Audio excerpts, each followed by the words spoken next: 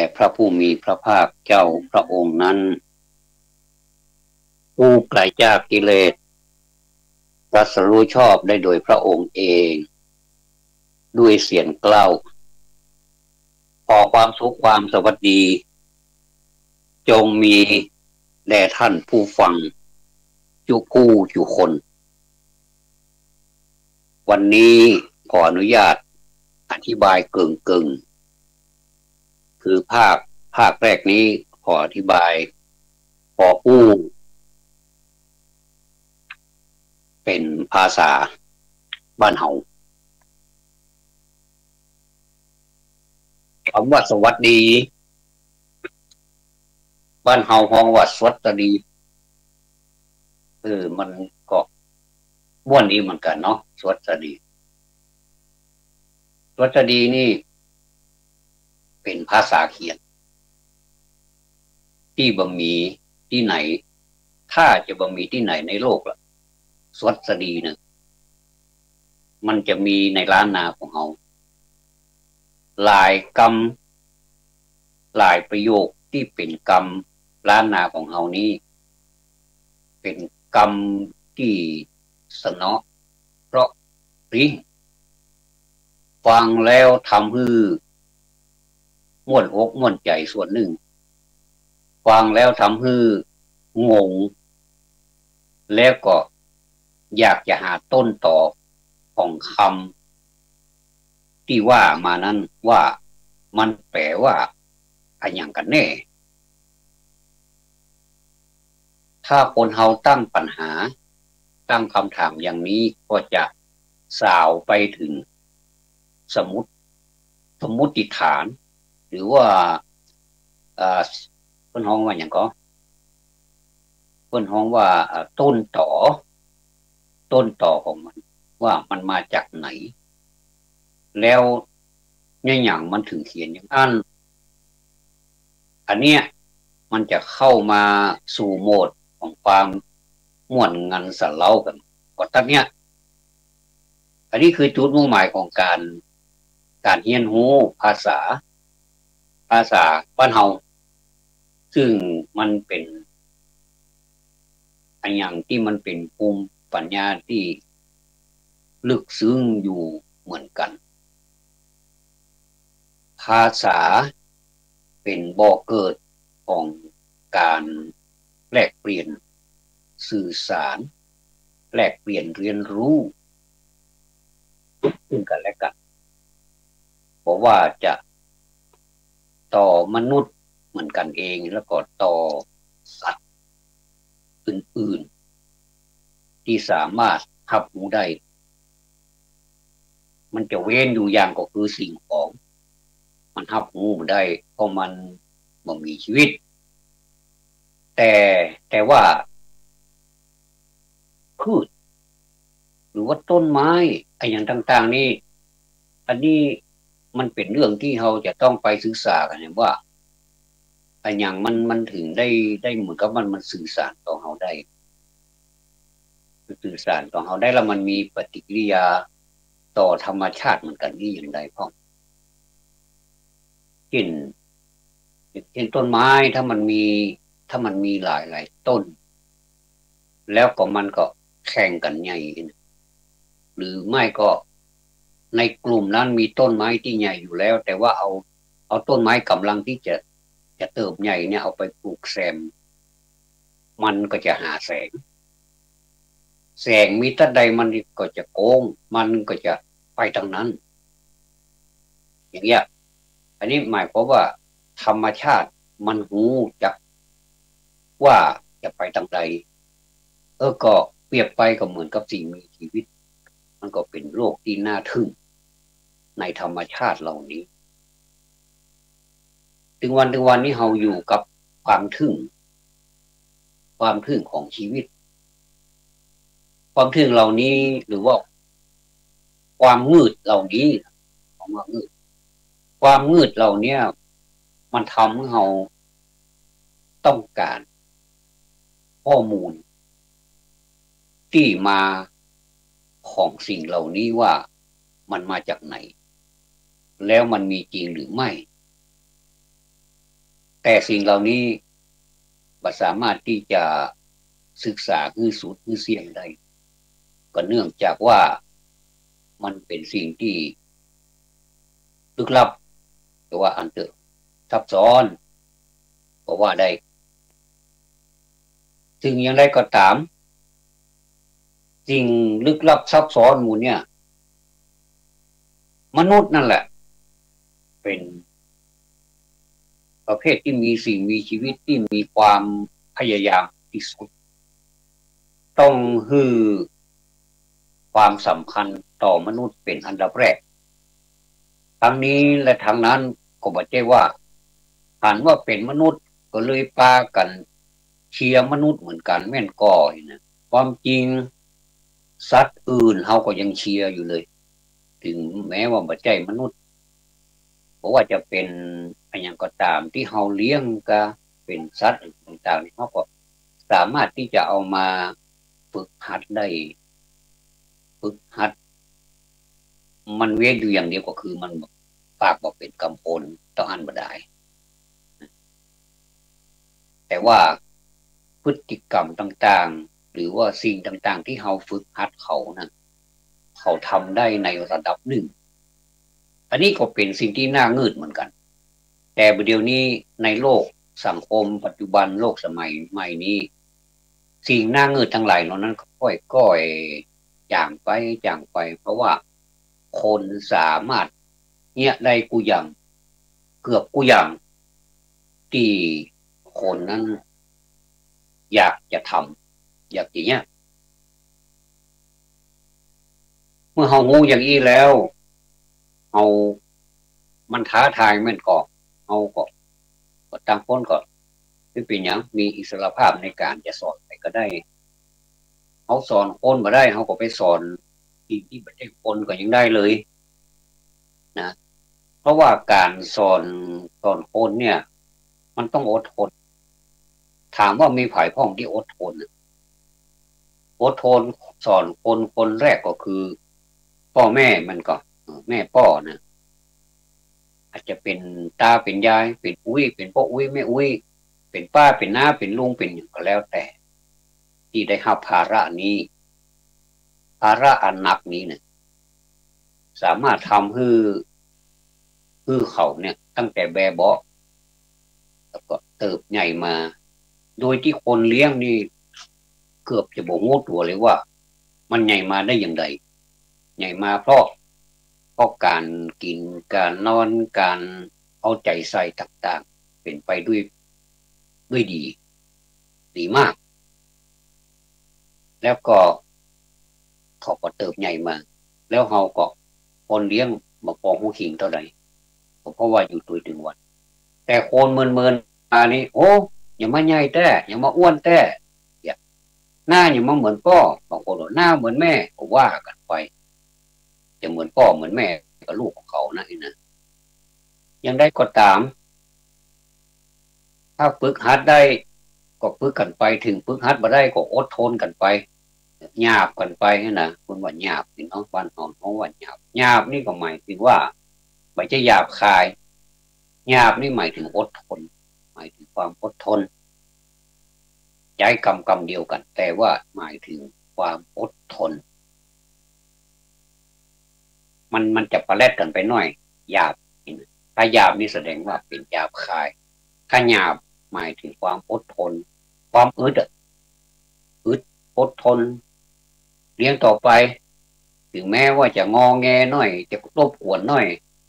บอกว่าจะเป็นเวลาไหนเวลาละอ่อนมันจะงอแงแล้วนะโอ้บางทีหูจากเวลาไหนก็ได้ไม่ต้องไปกำหนดว่าละอ่อนมันจะงอแงในช่วงนั้นในช่วงนี้หนีนอกจากมันมันจะงอแงแบบเป็นนี่ละก็งอแงบ่อยตัวเองก็เลยจับจุดก็ได้แต่หลายคนเป็นครูในวิญญาณเนี่ยครูของละอ่อนตั้งแต่เตรียมอนุบาลนี่เลยบางที่ก็หลายที่ก็หับขวบปลายขวบกึ่งก็มีอันนี้ชนิดที่ว่าเอาไปฟันไปเพื่อกันเนาะเอาไปทำความรู้จักกับเพื่อนใหม่ ฝึกหัดแปรงฟันฝึกหัดทำนั่นทำนี่ฝึกหัดให้ปฏิสัมพันธ์ต่อเพื่อนมีความเอื้อเฟื้อมีความมีมารยาทตั้งแต่น้อยๆมาแต่ว่าอันนี้เป็นของตัวก็ยิบจะใช้เฉพาะเป็นของตัวเป็นที่นอนกะเป็นหมอนกะเป็นเสื้อเป็นผ้าเป็นแปรงสีฟันเป็นก๊อกเป็นอย่างเนี้ยเป็นขวดนมอย่างเงี้ยจะต้องมีชื่อติดไว้แล้วก็เฉพาะตัวอย่าไปเอาของคนอื่นเนี่ยอันเนี้ยหนักเหมือนกันเพราะว่าจะต้องแยกแยะเพราะว่าละอ่อนจะบอกว่าของนี้เป็นของใครเพราะเขาอ่านมาออกเรื่องแล้วก็บอกว่าเป็นของตัวเป็นของคนอื่นนี่คุณครูรับภาระหนักถ้าสมมติว่าดูแลกันไปหรือว่าคัดเกลากันไปใหญ่มาแล้วมันก็จะหูภาษาพูดได้อย่างได้รับผิดชอบตัวเองละพื้นฐานของความเป็นคนนะก็จะดีแต่ถ้าเราอ่อนคนนั้นเติบใหญ่มาในท่ามกลางของสิ่งแวดล้อมที่บดีมีการทารุณกรรมหรือว่าละเลี้ยงเงินทิ้งเลี้ยงกว้างไงเนาะละไว้ห้านั่นประสนใจใหญ่ดีอย่างสุขภาพหรือว่าโภชนาการอย่างก็บอกครบถ้วนสรุปแล้วก็คือบ่ได้รับความสนใจอย่างที่นะหรือว่ารับความสนใจน้อยก็จะเป็นละอ่อนแบบเติมใหญ่มาก็เติมใหญ่เหมือนกันนะแต่ว่ามักจะมีปัญหาทั้งด้านจิตใจปัญหาทั้งด้านชาวปัญญาปัญหาทั้งด้านการปฏิสัมพันธ์ต่อเพื่อนปัญหาในด้านการรับผิดชอบอันนี้ดีอันนี้ไม่ดีนี่บัตรก็ค่อยสามารถแยกแยะออกหรือว่ารู้แล้วว่ามันบดีแต่ก็ยังฝืนทำนี่ควรว่าเป็นพื้นฐานซึ่งต่อเนื่องสืบเนื่องมาแต่เป็นละอ่อนนั่นเองอันนี้หมู่เฮาก็พอฟังไว้แล้วก็เอาใจใส่ละอ่อนเพราะว่าละอ่อนนี่เป็นสิ่งที่เปราะบางแล้วก็เขาซึมซาบอย่างเข้าสู่สมองของเขาได้ง่ายกว่าเป็นฝึกหัดง่ายนะก็ต้องอดทนกันไปทีนี้เราจะมาอู้ถึงเรื่องของสัตว์มันก็แม้ถึงแม้ว่ามันจะบ่มีมันสมองผลแต่การรับรู้ความรู้สึกอย่างต่างๆเนี่ยมันก็ทำได้สร้างมันทำมันก็ทำเอาพอที่เปิ้นเลี้ยงหมาหน้าฮักกันนะมันมีหลายที่ตัวก็เวลามันจะกินข้าวนี่เปิ้นจะขึ้นมาเข้าแถวกันเนาะมารอกันแบบพร้อมเพียงเอียงหน้ากันขาดแม้แต่ตัวเดียวก็ไม่ได้นะมี30ตัวก็29นี่ยังไม่ได้เดือต้องรอตัว30มารอแล้วก็รู้ว่าตำแหน่งของตัวนี่มีที่ไหนรู้ถึงขนาดนั้นเนาะกองคือสัญญาณปุ๊บมันจะล่นกันเข้ามาแล้วก็ไปประจำที่ของพวกเขาอีกอันนี้มันน่าเงืดขนาดเหมือนกันเด้อนี่เป็นสิ่งที่น่าเงืดเหมือนกันว่ามันจำได้อย่างไรเขาก็เงืดแต่แสดงว่าคนฝึกหัดนี่โหอดทนและมีจิตวิทยาในการที่ฝึกมาเหล่านั้นเนี่ยคือมาหูจักที่กินของพวกเขาเวลานอนก็ไปนอนที่ของพวกเขา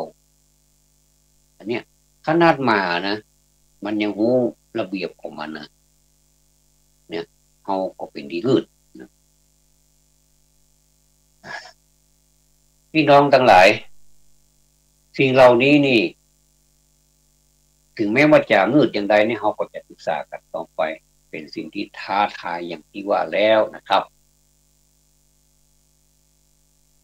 วันนี้เรามาอู้ถึงเรื่องนี่น้อยบ่เรามาอู้ถึงเรื่องของก่อนมาอู้ถึงเรื่องสุขภาพเกี่ยวกับจิตแพทย์ท่านนี้ขออนุญาตนะครับขอนำเรียนผ่านรายการนี้นะครับ ศาสตราจารย์ดอกเตอรนายแพทย์วิทยานาควัชระท่านได้บอกว่าท่านก็หาเกษียณมาได้ปีกว่าๆอันนี้นี่เขียนไว้เมื่อละอันนี้บันทึกไว้ในสมุดอีกท่านตัดสินใจที่จะมาทำงานต่อไปบรรยากาศต่อไปละเพราะว่ามีเงินมีทองพอใจประคัดสนอยากจะใจเวลาเกษียณแบบอยู่กับบ้านสบายก้องเป็นว่าอย่างนั้นแต่ว่าบ่มีคน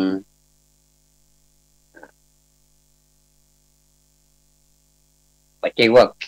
ขี้เหนียวเงินอันนี้อย่างไรเนี่ยเปลี่ยนตกไปกันเนี่ยแต่ว่าบ่มีคนนะครับ ไม่ใช่ว่าขี้เหนียวเงินถ้าจะตกไปเนาะสุมาตัวถ้าจะเกียดตกไปฟังเอาประโยคต่อไปดีกว่าเนาะวันนี้เรามาอู้ถึงวิธีทำให้ชีวิตเบาขึ้นโล่งขึ้นสบายขึ้นจะดีก็คนไว้นะวิธีที่จะเนี่ยให้ชีวิตโล่งขึ้นก็ยังเก็บของที่บัดใจเนี่ยเอาไปบริจาคคือผู้ที่เดือดร้อนเช่นเสื้อผ้าเกิบเฟอร์นิเจอร์เก่าก็ได้กางเก่ากางใหม่ที่จะเอาไปขว้างไปทิ้งไปทำลายนี่เอาไปบริจาคเนี่ยเพื่อเป็นประโยชน์ต่อคนอื่นแก่คนอื่นยังจะไปเสียดายนะครับของที่บัดใจแล้วเนี่ยคนว่าอย่างนั้นข้อ2ลดงานที่เครียดน่ะลงห้องเป็นต้นว่างานประชุมอย่างนี้เนาะที่เอาจริงเอาจังเนี่ยเครียดนะเข้าไปที่ประชุมนี่เครียดขนาดเลยงานที่แข่งขันแล้วก็มีความหวังอย่างสูงเนี่ยมีความหวังผลอย่างสูงเนี่ยเกี่ยวข้องถ้าเลือกได้เนี่ยนะลาออกจากการเป็นกรรมการอันยังที่เราทำอยู่เนี่ยเกี่ยวข้องก็ได้ปัจจัยหมายความถึงการหันแก่ตัวกับแล้วก็บัญญัติใจบัญญัติจะไปรับใช้สังคมอย่างนี้มันไม่ใช่นะความหมายนั้นก็ไม่ใช่เพียงแต่ว่าเอาผ่อนลงพ้องกรรมการเป็นนักขนาดนี้นะส่วนมากครับผู้เกษียณอายุนี่บอกกองเกษียณอายุปุ๊บมันมีคนมาจองตัวปั๊บละเนื้อหอมหรอกนึกว่าว่างแล้วโลกจ้างอย่างเนี่ยก็เลยฮับไปเสียมันนักเข้ากลายเป็นเครียดไปอย่างเงี้ยอันนี้ก็ลดออกมาเป็นอย่างใจที่ควรจะลดก็จะลดได้เพราะว่าบรรยากาศของการประชุมเนี่ยมักจะเครียดเสมอนะสาระความต่างๆนะมันทำให้เราเครียดนะในที่ประชุมนะความเครียดเนี่ยหรือว่าสารหลั่งความเครียดเนี่ยมันหลั่งตลอดเวลาแล้วเพิ่นจะเหยาะใต้ของเรางูก่อก็คือรู้ไหมเนี่ยและประการที่3ก็คือเลือกไปงานที่สำคัญแล้วก็ควรที่จะไปต่ออันนะถ้าบ่อย่างอันเนี่ยเราจะบ่มีเวลาเป็นของตัวเองเลยเป็นของตัวเก่าเราเลยจะมีเวลาก็ไปงานสังคมตรงนี้ประการต่อมาคือที่4อ่านหนังสือพิมพ์หรือนิตยสารน้อยลงอันนี้เขาเข้าใจผิดที่แรกว่าผมนะความเข้าใจของผมนี่นะว่าอ่านหนังสือนิตยสารหรือว่าความรู้ต่างๆนี่นะแต่เปิ้นความหมายของคำว่าการอ่านหนังสือนี้เป็นอ่านหนังสือพิมพ์หรือนิตยสารน้อยลงโดยเฉพาะเนี่ยมันเป็นคำจำกัดความเนาะโดยเฉพาะข่าวอาชญากรรมหรือข่าวเครียด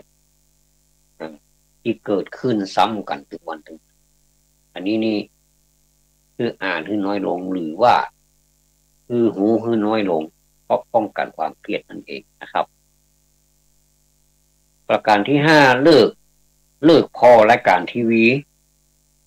ไม่ใช่เลิกหมดนะรายการที่มันดีๆก็พอเตอะนะแต่ว่าเปิ้นเลิกพอรายการทีวีที่เครียด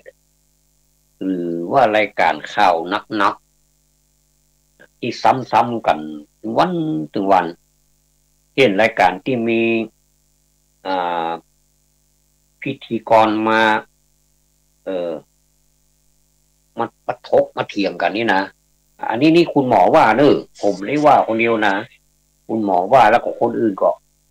ถ้าจะหันตัวเหมือนกันว่า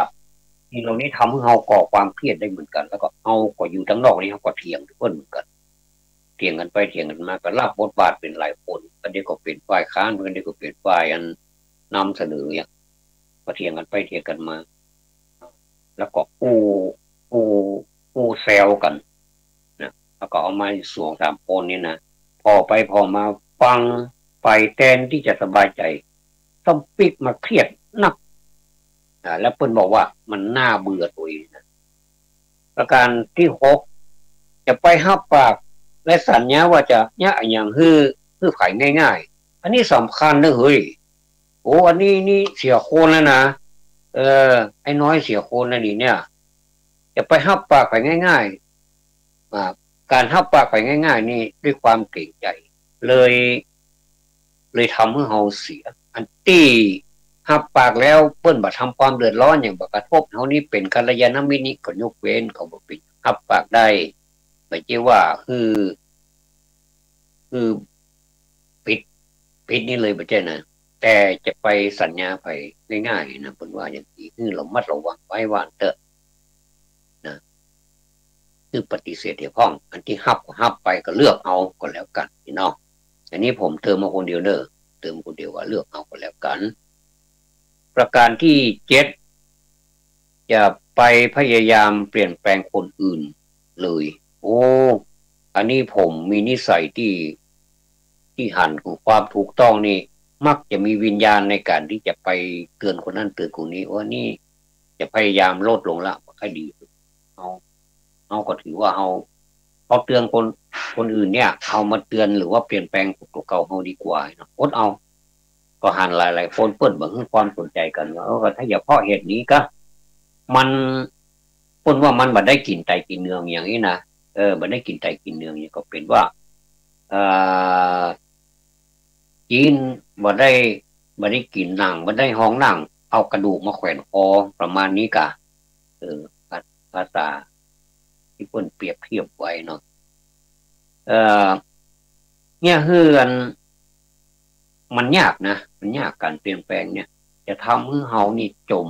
ปลักอยู่กับความผิดหวังในตัวคนอื่นและจะกลายเป็นความเกลียดชังสังคมรอบตัวอันนี้แน่นอนเลยท่านผู้ฟังที่เคารพทั้งหลายแน่นอนเพราะว่าในเมื่อเกิดความผิดหวังแล้วเฮาก็จะเกิดความเกลียดชังสังคมรอบตัวไปเลยพยายามนะสั่งสอนคนอื่นนี่นะพยายามยอมรับเอาความเป็นจริงดีกว่านะมันต้องไปฝืนอะไรอย่างแล้วก็ถ้าถ้ามันถ้าฮักไข่บะลงก็มองข้ามไปเลยเนาะมองข้ามเข้าไปเลยแล้วก็ลดความคาดหวังในตัวเขาลงไปตัวเองเมื่อเวลามันผ่านไปนะผ่านไปเฮาหันไป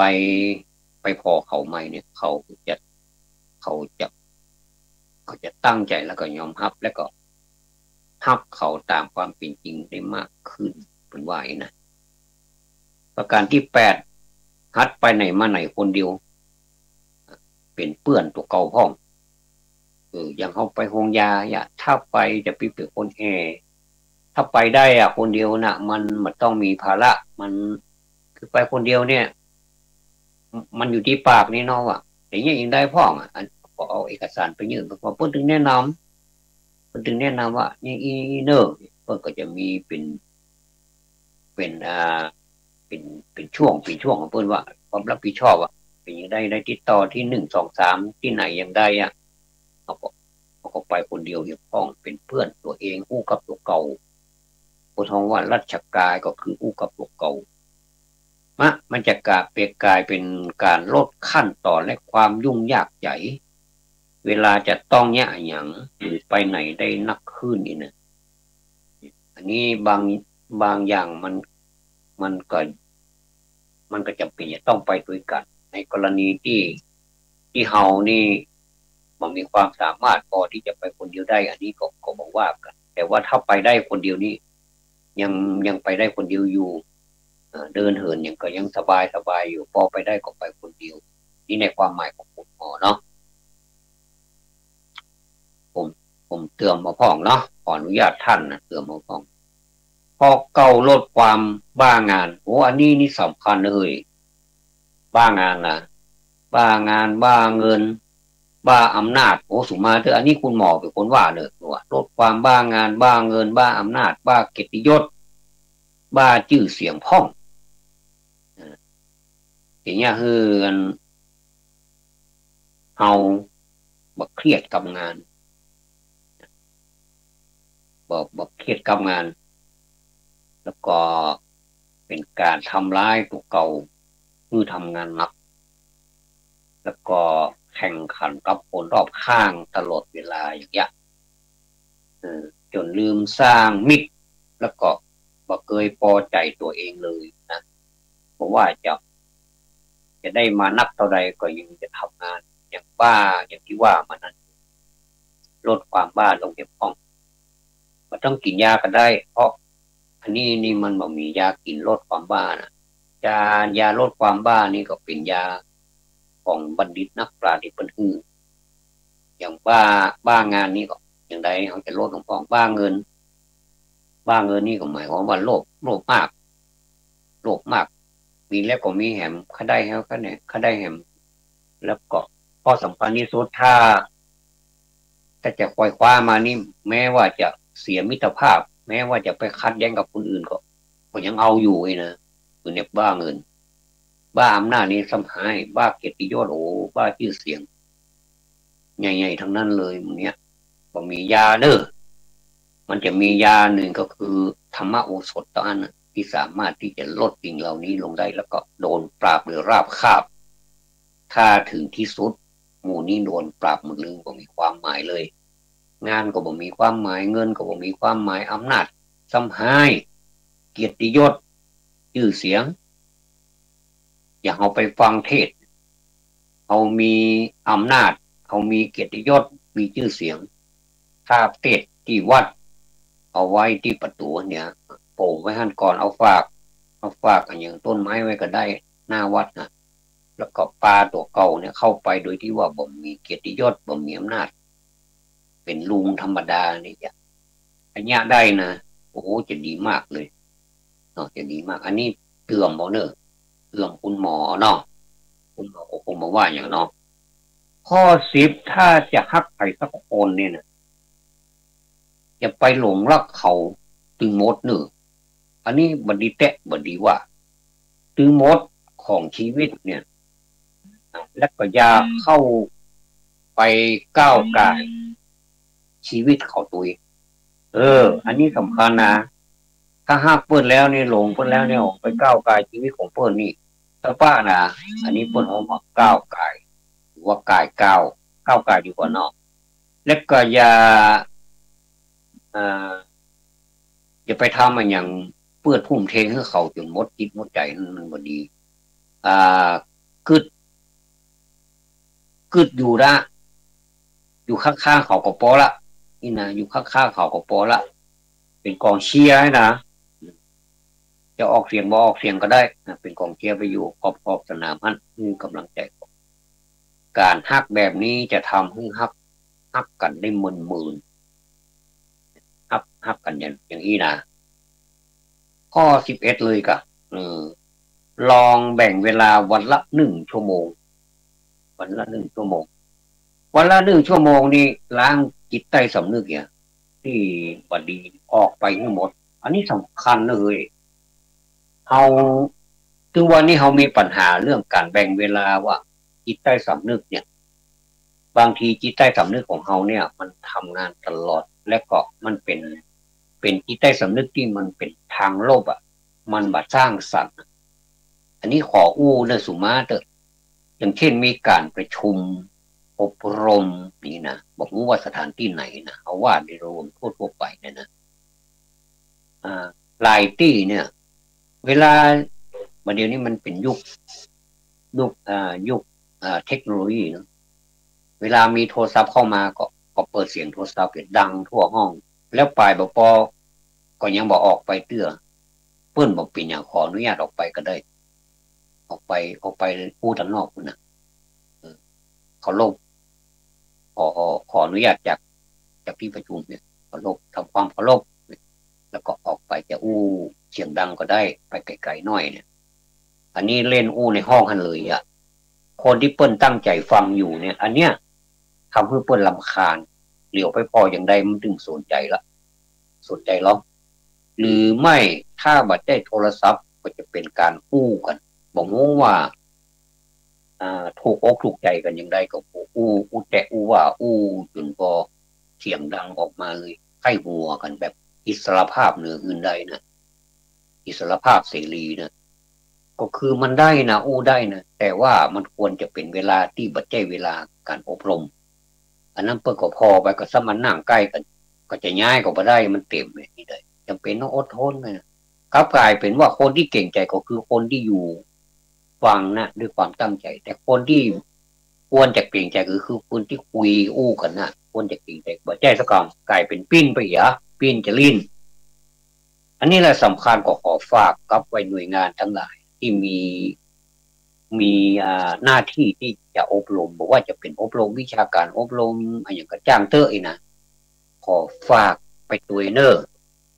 ไม่ใช่อวดหูเนอร์อันนี้ด้วยความหวังดีแต่นะถ้าจะให้ได้ผลแต่ขอจัดบุคคลที่ว่ามันเนี่ยถ้าหากว่าเป็นอย่างอันก็ขอให้มีกติกาหน่อยว่าในห้อง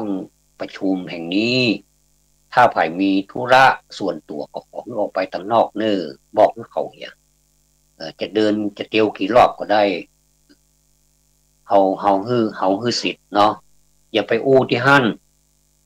ตัวเก่าแต่บ่มีความรู้สึกอย่างที่เพิ่นเฮาว่าจิตใต้สำนึกมันเหมือนกับอยู่บ้านเนี่ยเนาะเหมือนกับอยู่ใน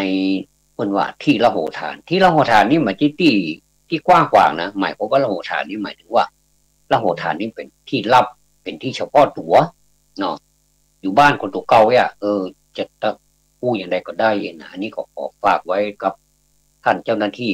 ผู้มีความรับผิดชอบทั้งหลายเนอะขอบพระคุณนะครับ ต่อไปอ่าอย่างนอกมันมีข้อ11เนี่ยมันมีต่อไปละแต่ว่าลองทำตามที่แนะนำนะลองทำตามที่คุณหมอแนะนำมานะครับจะรู้สึกว่าชีวิตโล่งและเบานักขึ้นเหมือนใส่เสื้อผ้าหลวมๆบังคับแคบหรือรัดรึงดึงเวลาของตัวเองเบาๆหายใจสบายความคล่องตัวจะมีนักขึ้นนะแล้วคุณจะแปลกใจตัวเองอันนี้ได้รับไลน์นะผมบันทึกไว้ได้รับไลน์จากคุณพี่สมบูรณ์สมาเดอร์คุณพี่ลาบบุญคุณพี่ลาบบุญนี่ในแต่ก่อนนี่เพิ่นเป็นหัวหน้าที่ทำการเป็นมีตำแหน่งอย่างนักนะในการสื่อสารแห่งประเทศไทยมาภายหลังนี้กลายเป็นบริษัทไปรษณีย์ไทยจำกัดนะก็ท่านเป็นผู้มีความรู้นักนะท่านก็ส่งข้อความดีๆมาให้ผมก็บันทึกไว้พอดีท่านส่งมาเมื่อเวลา 12:05 นาทีวันอังคารที่ 4 ธันวาคม 2561ก็ผมก็บันทึกไว้อันเนี้ยก็คือถ้าเฮาหัวเฮาเป็นคนที่ลืมนะเฮากดจดไว้อย่างเงี้ยแต่มันการจดนี่จดไวไปหน่อยเพราะจดจากโทรศัพท์เนาะบางที่มันก็งงกับตัวเก่าว่าอันนี้มันอะไรอย่างนี้จังมีเพราะฉะนั้นนี่จะต้องบอกตัวเก่าว่าเวลาจะเขียนหนังสือให้มันอ่านออกอย่าพ้องที่พิวัตรลงไปแล้วจนตัวเก่าเฮานี่อ่านบ่ได้นี่ก็มีเหมือนกันผมก็เกิด จะปรับปรุงนะครับอันนี้สารภาพแต่ไม่ใช่สารภาพเบาๆนะสารภาพหนักๆเลยว่าการทำอย่างนี้เป็นสิ่งที่บดีนะสิ่งทั้งหลายทั้งปวงนี้ข้อใดสำคัญที่สุดนี่เนาะอันนี้ส่วนตัวนะครับผมว่าสำคัญกู้ข้อเลยเนาะสำคัญกู้ข้อเลยเพราะฉะนั้นนี่ถ้าเราสามารถที่จะปฏิบัติได้ตามนี้หรือว่าในข้อใดข้อหนึ่งท่านก็จะโปร่งจะโล่งนะผมก็เหมือนกันนะครับเวลามีอย่างที่เครียดทำแล้วมันกูกับเมืองเนี่ยแล้วเนี่ยมันบัดสมดังใจเฮากึดเฮาวางแผนไว้แล้วมันแบบเป็นไปตามเกิดความเครียดท่านทั้งหลายเวลาเกิดความเครียดเนี่ยบ่ม่วนนะครับบ่ม่วนเวลาเขาจะสอบกับเวลาเขาจะอย่างสักอย่างเนี่ยที่มันเป็นสู่มันได้เวลาที่จะต้องทำการทดสอบอย่างเงี้ยนะมันกระเพาะนี่จะรู้สึกบีบหัวนะความเครียดมันให้ทำคือมันบีบกระเพาะแล้วก็มันสิ่งที่เราเคยกินก็อย่างเนี้ยมันจะรู้สึกมันบ่หิวมันบ่หิวเหมือนปกติถ้าเป็นปกตินี่เรากินได้นะแต่นี่พอกองจะถึงเวลานั้นมาละความเครียดเข้ามาบีบกระเพาะเยอะเลยบ่ยากบ่เยอะถ้าต้องเป็นวิธีแก้ของผมนี่ก็คือในเมื่อเรามีของกินอยู่แล้วนะเวลาเราต้องกินเข้าก่อนมันก็กลับมาเจ้าเนี่ยควรจะมีการทดสอบอย่างสักอย่างนี้เนาะแล้วเขาไปในบริเวณนั้นนี่นะในที่สถานที่นั้นนี่นะพร้อมที่จะทดสอบเราก็ไปเตรียมตัวไปเตรียมตัวก่อนขึ้นก่อนต้านเลยนะแต่เวลามีเลิกเนี่ยเพิ่นนัด10 โมงเขาไปเหตุ8 โมงเนี่ยท่านขึ้นเลย2 ชั่วโมงนี่เขาไม่ได้กินอย่างเลยเพราะเขาก็ต้องการเนาะทีนี้ความบ่อยากเนี่ยมันทำให้เขาบ่อยากก็คือว่าต้องการที่จะกินเข้าไปแล้วก็สุมาตรเนี่ยมันก็จะเอาออกอย่างนี้ก็ปรากฏการณ์แบบนี้ก็มีนะครับทีนี้อย่างใดดีผมก็เลยมีวิธีเนี่ยใดพอดีมีไอติมมาขายรถไอติมที่มันมีขนมปังพ่องเป็นสวยพ่องเป็นก๊อกกับเป็นก๊อกพวกก็ขายผมไปถามมันว่าขนมปัง1 อันแล้วก็ถามมันว่าเท่าใดมันบอกว่า20 บาทผมก็รู้สะดุ้งนิดหน่อยโอ้20 บาทนี่มาแพงแต่เขาก็นึกว่าบางแต่เนี้ยขนมปังเป็นว่าขนมปังนั้นมันมี2 เพิกแล้วเปิ้นอ้าวมานี่มันเป็นช่องว่างกลางเนาะเปิ้นตักไอติมเนาะใส่โอ้มีถึงหลายรสออกไว้มีวานิลามีสตรอเบอรี่มีกะทิมีอย่างโอ้นักขนาดอันนี้ถ้าจะว่าไปนี่มันเกิน20แล้วนี่เนาะเขาก็บอกว่านะว่ามันแพงหรือว่ามันถูกคือเขาขึ้นในใจเปิ้นขายนี่คุ้มค่าเนาะมันจะเอาเปรียบลูกค้าเนาะเออเขาก็เอามากินถึงเวลามาถึงตาเฮาเพิ่นห้องเฮาก็เลยกินบะเสี่ยงตะกรรมก็เลยเอาใส่ถังขยะพอดีกินไอติมเรียบร้อยละแล้วก็ซื้อน้ำมาขวดหนึ่งน้ำเย็นๆเขาก็ดื่มน้ำออกไปเอาละตรงนี้แสดงว่าร่างกายของเฮานี่อ่าตอบสนองว่ากินได้กินอย่างนี้ได้แต่จะไปกินข้าวนะกินมาได้กว่าเป็นอย่างนี้โอ้กินถึงวันแต่ไม่ใช่นี่หรอกคุณนะกินมาได้แต่เลยไปกินไอติมกับน้ำสบายต้องเลยก็แล้วก็ผ่านการทดสอบผ่านอีกเนี่ยท่านผู้ฟังอันนี้เป็นกรณีตัวอย่างเนาะก็จะไปเครียดอย่างกับมันนักเนาะถ้ามันกินมาได้ก็กินอย่างอื่นก็ได้กินขนมกินยังก็ได้เปรี้ยวก็ได้กินยังก็ได้ที่มันทำให้เราท้องเราได้รับอย่างที่มันสามารถย่อยได้นะถ้ากินข้าวได้นะกินไข่นะกินโอนตินกินอย่างก็ได้เมื่อเจ้าเนี่ยถ้ามียาหลังอาหารเนี่ยโดยเฉพาะอย่างยิ่งถ้ายาหลังอาหารนี้มันเป็นยาที่ง่วงนี่ก็เป็นใดวันนั้นเขาก็สมไปเห็นไม่เจ้าอยากเขาก็ขอย้ายไปเป็นเที่ยงมันก็น่าได้ก็มันก็ยังในวันอยู่นะอันเรื่องนี้ถามคุณหมอว่าได้ในวันนั้นยังได้ย้ายไปเที่ยงก็ได้หลังจากที่เขาสอบแล้วเนี่ยเขากินข้าวเขากินเยอะ ปกติหลังผมกินยาเข้าไปอันนี้ก็ถือว่ายาก็อยู่ในหัวของครับนี่เป็นเรื่องราวส่วนตัวน้อยเนาะใครจะเอาไปใช้ก็ได้เนอะเนาะท่านผู้ฟังที่เคารพทั้งหลายครับต่อไปนี้เป็นอ่าเป็นธรรมะที่เราท่านทั้งหลายจะได้เข้าสู่ธรรมะที่จะได้เตือนเรานะครับเอาอย่างนี้ก็แล้วกันจะสามอย่างที่ใช้ในการทำงานเพราะว่าเรามีการทำงานคนเรายังไงมันก็ต้องทำงานอยู่ดีนะครับชีวิตของเรานั้นจะไม่ว่างเปล่าจะไม่เป็นโมฆะบุรุษถ้าเรายังทำงานแต่ถ้าเราทำงานอย่างไร้ทิศทางไม่มีการวางแผนเนี่ยมันก็ทำได้นะครับแต่ว่ามันก็เลื่อนลอยมันก็ไม่รู้ว่าอะไรเป็นอะไรนะมัน ทีนี้เราจะต้องมีสามอย่างในการที่เราจะทำงานก็คือหนึ่งเป้าหมายของเราจะทำอะไรเรานะเราทำงานเราเพื่อเป้าหมายก็ต้องการเงินใช่ไหมใช่แล้วทีนี้เราตั้งเป้าหมายไว้แล้วว่าวันนี้เราจะเอาเงิน300 บาทหรือว่า500 บาทเราตั้งเป้าหมาย300 บาทเป็นต้นถ้ามันเลยไปกว่านั้น500 บาทก็ดีนะก็จะมีรายได้มากขึ้นอีกทำให้เราเอ่อเวลาที่เราไม่สบายเราก็จะเอาที่มันเลยไปนะมาชดเชยรายได้ของเราสมมุติว่าเราได้ปกติเราได้300 บาททุกวันเนี่ยนะแต่วันนี้เนี่ยหรือว่าวันพรุ่งนี้เนี่ยเรายังได้500เราก็เอาส่วนต่างที่เราได้นะมาชดเชยในวันที่เราไม่ได้ไปอาจจะป่วยอาจจะมีภาระธุระที่อื่นที่เราไม่สามารถไปทำงานได้อย่างนี้ก็ถือว่าเรามีเป้าหมายทีนี้วิธีการเนี่ยเราจะทำให้เกิดเงินขึ้นมาได้อย่างไรนี่วิธีการก็มีหลายอย่างนะครับบางท่านหลายท่านก็เป็นผู้ค้าขายมีร้านค้าอันนี้ก็เป็นวิธีการในการขาย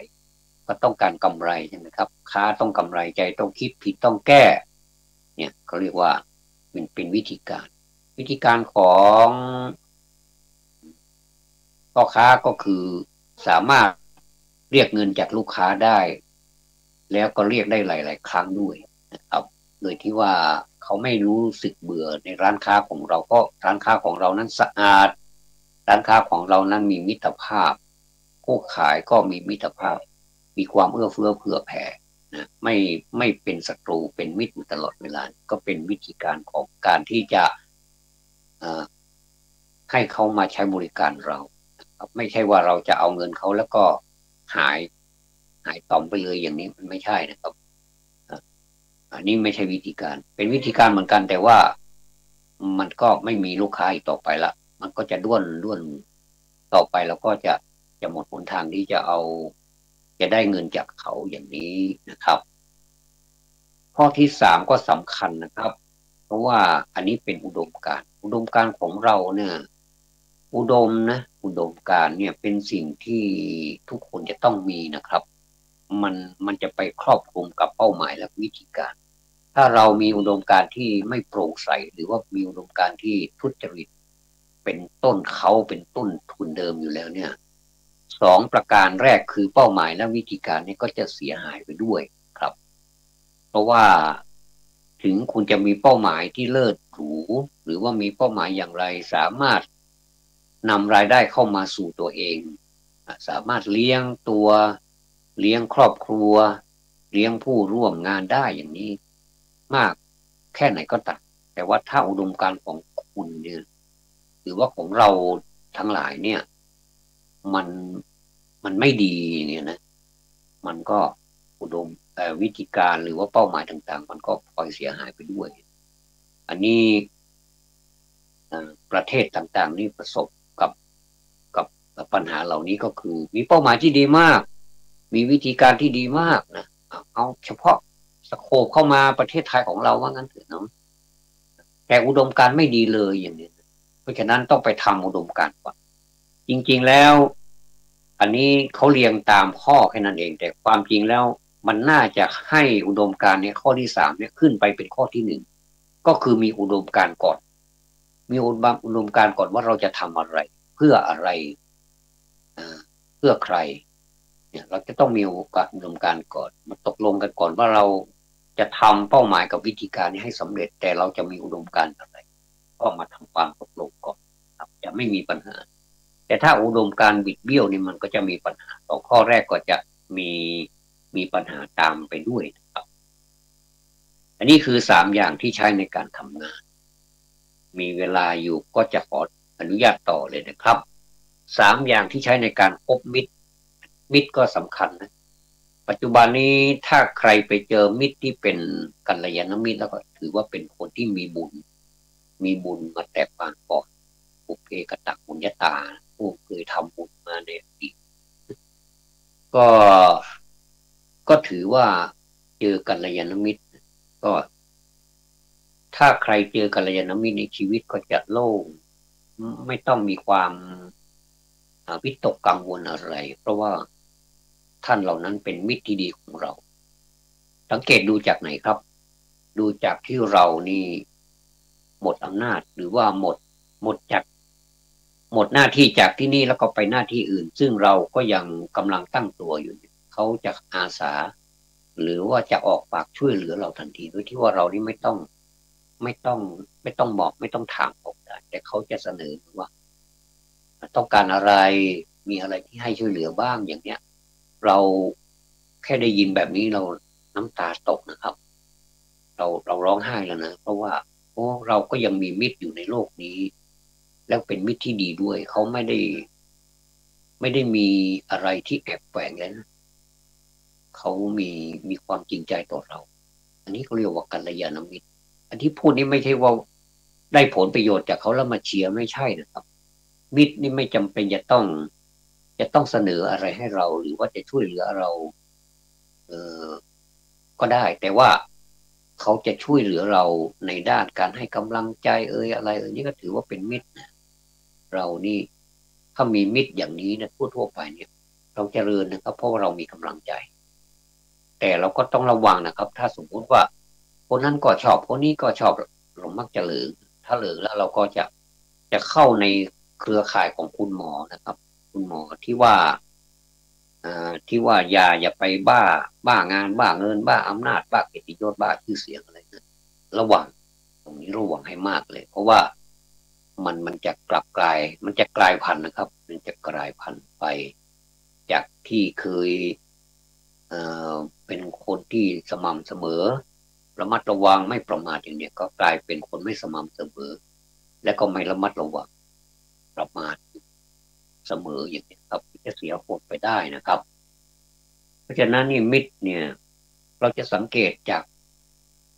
การคบมิตรเนี่ยเราจะสังเกตจากก็คือ1มีสัจจะนะครับ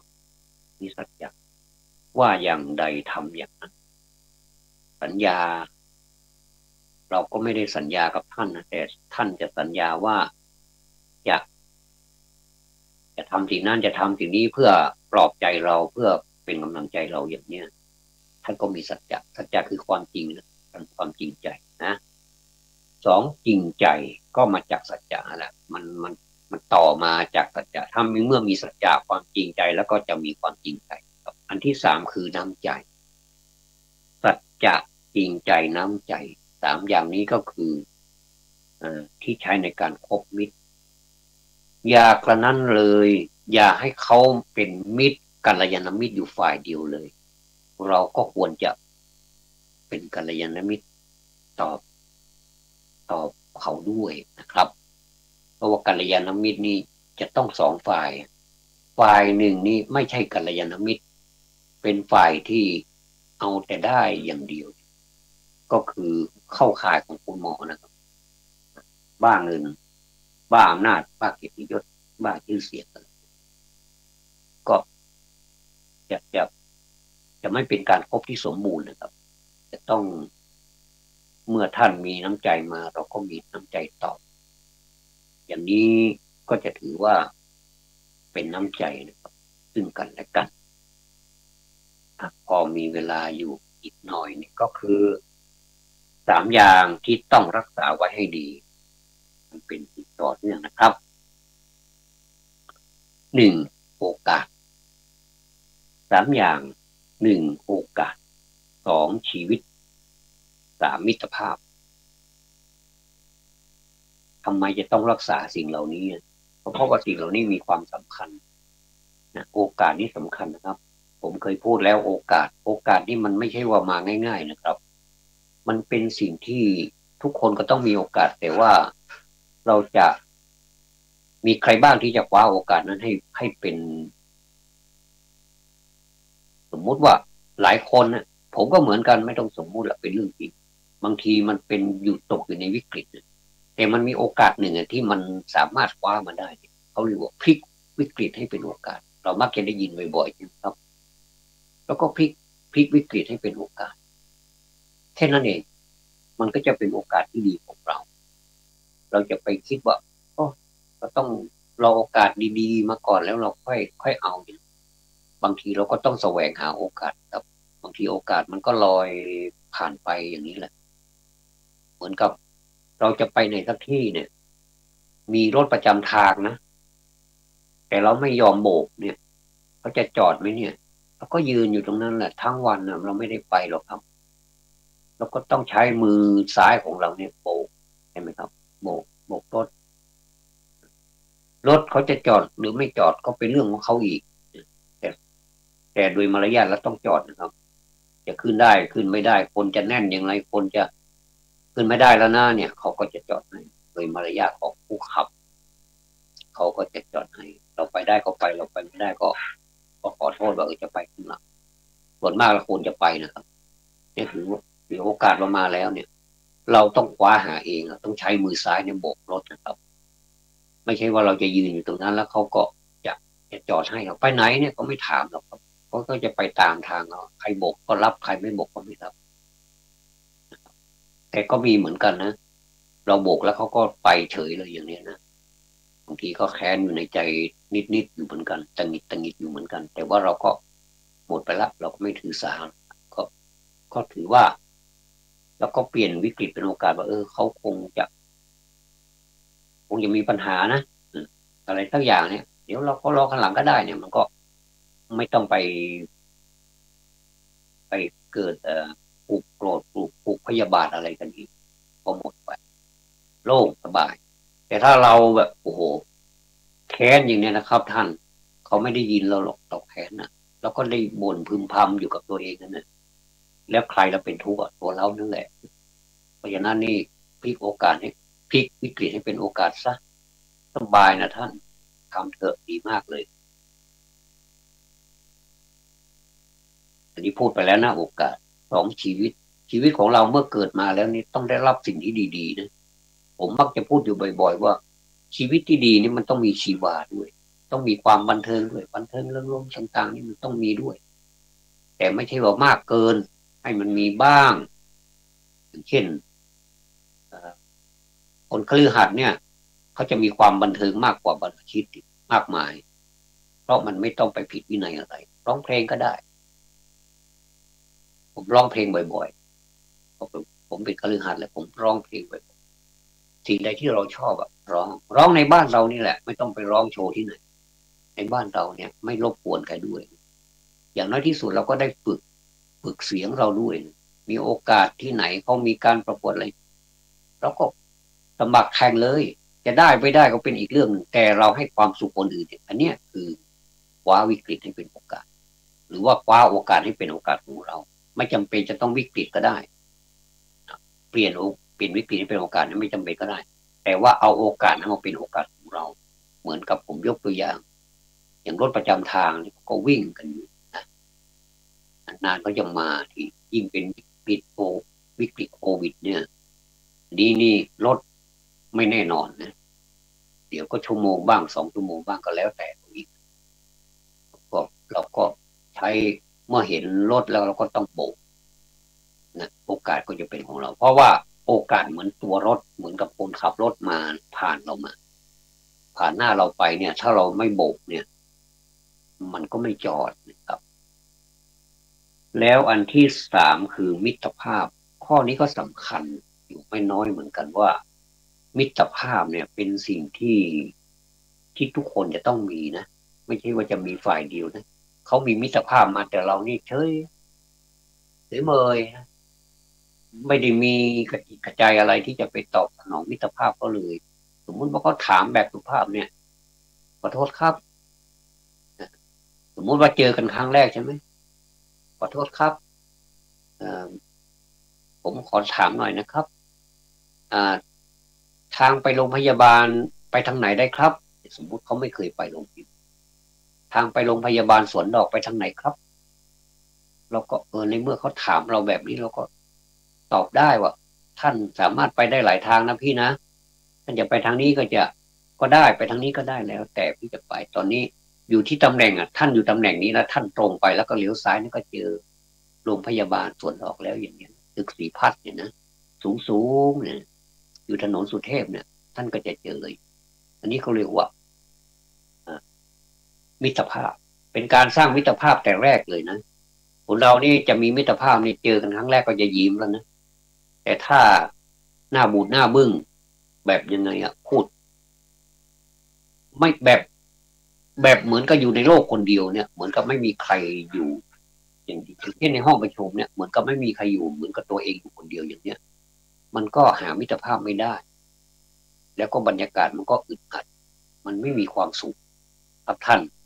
เพราะฉะนั้นมิตรภาพเนี่ยจึงตีความหมายได้กว้างขวางมาก